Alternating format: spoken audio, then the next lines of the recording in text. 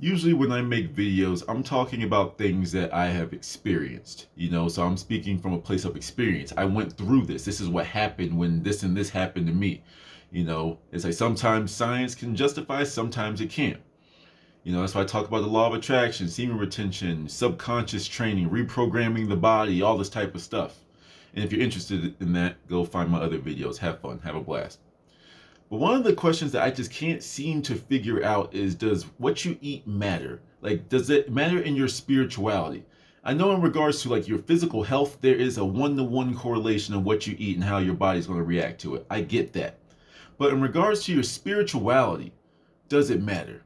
You know, because for those of you that care, I'm vegan, and I'm pretty much raw vegan. Like throughout the entire week, I'm raw vegan until maybe I'll get like a snack or maybe like a cooked vegan meal at some type of vegan health restaurant or whatever. But otherwise, like I'm 90% raw vegan. I literally eat fruits, nuts, and like maybe some coconut water, watermelon juice, that type of stuff. But I don't do it because, I want to be more spiritual. It's just literally what my body accepts. When I eat junk food now, like I feel dead. You know what I'm saying? Like I eat it and my body just, slumps over, and then like I find myself sitting on my computer, just kind of falling asleep watching a YouTube video, just be like. So I realized like I can't keep putting that in my body, but that's just me listening to my body.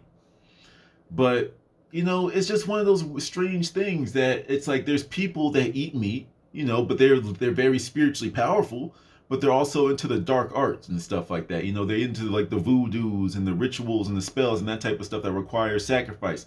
And these people themselves, eat meat. And there's nothing wrong with it. I don't care, because light and dark is all once again, it's all a sense of duality. Less dark, more light.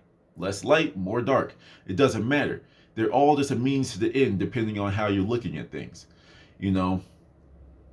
But it just seems like you get all the same benefits in one way or another. It's just the method of getting there is kind of different. You see what I'm saying? Like, for example, when you're on the side of the light, the good side, manifestation, your sacrifice to get your spiritual level up is like it's a self-sacrifice type of thing. Like, I'm going to stop eating these types of foods. I'm going to only eat these kinds of foods.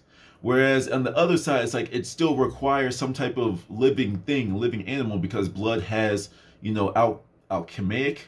alchemical whatever uses to it in the spiritual level. So I get it when people eat that and they're still super spiritual, but they still eat meat as well, and they're more powerful than me. You see? So it's like, does it matter? For me, I just like what I like. And then when it comes to like, being godly, embracing the godliness in me, embracing the divinity in me, I'm drawn to certain things. So that's how I feel like, yes, it does matter, but I feel like it's like a yes for you.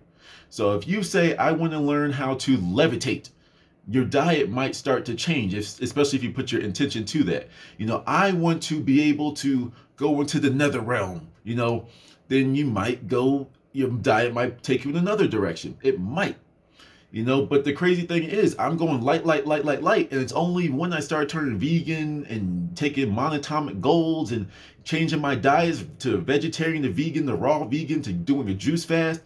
That's the first time I actually spoke with a demon. I actually spoke with a demon. It was a low level demon, mind you, but still. So I went higher, higher, higher, but I spoke to a demon. That's why it's confusing. And sometimes I think the answer is just, what do you think? And that will be your answer. Because I've read so many different books, and there was one that pretty much guided me into the raw vegan path. Once again, my path, where it kind of broke it down for me at a certain point in my time, where it was like, if you eat meat, red meats, that type of stuff, then people try to phase out red meat, then it's chicken, then they phase out chicken, then they only eat fish, the pescatarian, and that's like the omnivorous diets. Then it's, how does it go? Vegetarian, vegan, raw vegan, fruitarian, then like somewhere in the middle, like liquid fruitarian, like fruit juices and stuff like that, and then breatharian. Another thing that made me think about this though is like, is being vegan, is being vegetarian any different from being a meat eater?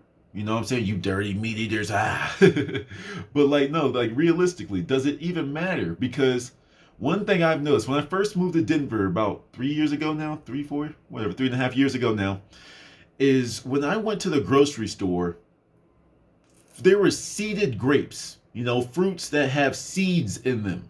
Now I understand you can still see them here and there, but there's becoming less and less seeds in fruit. That's strange. These seeds, these fruits are supposed to have seeds because they come from trees. They have seeds, so you can plant more, and you can plant more, and plant more, and plant more. Goes into the law of opulence. There's infinite. You see, because one orange is supposed to have 3, 4, 5 seeds in it. So then you can plant all of those and then get 3, 4, 5 trees. Or whatever, like the orange trees grow off. You know what I mean, right? Let's go apples, all the above.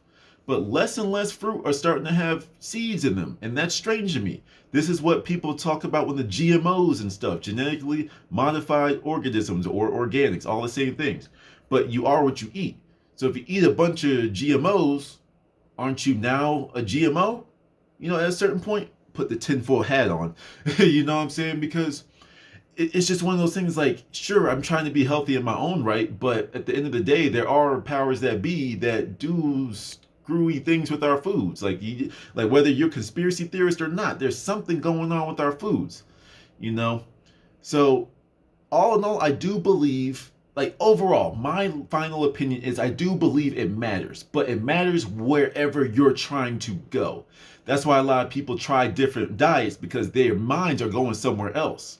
The foods that you eat make who you are. So if I want to be a pro wrestler, I'm going to be gravitating towards information that says eat this type of food, or this food is going to become tastier to me. If I want to be a football player, I'm going to want to eat different things. If I want to be, a librarian, a scholar, let's use scholar, then my diet might change again. You see how it goes? It's all about this bridge of incident that I talk about in my manifestations. Your body will match your spirit will match your body, and now you're in the loop. You see what I'm saying? And whenever you want to make a turn, your body will adjust, your spirit will adjust, and vice versa.